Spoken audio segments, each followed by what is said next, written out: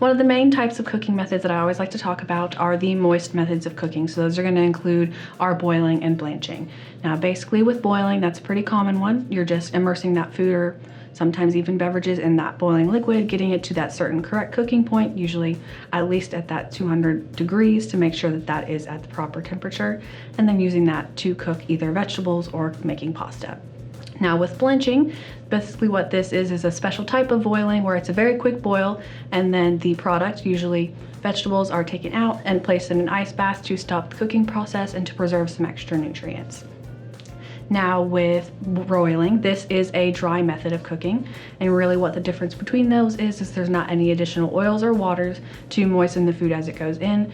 Really what broiling does is gives a nice sear or char to the protein foods or the vegetables that you're using, so it really gives it that nice charred look without having to, crack out the grill or anything like that. And roasting is another method that I really enjoy. Now what's different here between roasting and broiling, they're both very high temperature cooking, usually anywhere from 400 to 500 degrees for roasting. And what's the difference here? This is like a more long and slow process. So you get more of a caramelization of your vegetables and proteins compared to that simple char that you get from a roast. And very similarly, steaming is another moist method of cooking because it includes that steam off of a boiled water pot.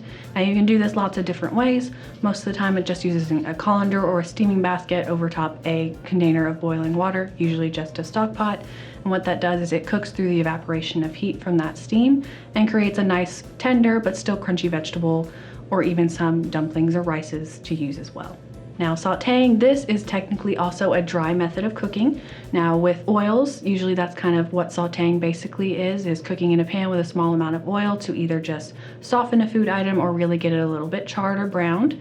And really what this does is it brings out flavors and aromatics like onions and celery, as well as just give everything a little bit of a nice toss and cook, and a very light cooking for those that like their vegetables a little bit on the lighter side when it comes to cooking versus the more roasted or broiled versions.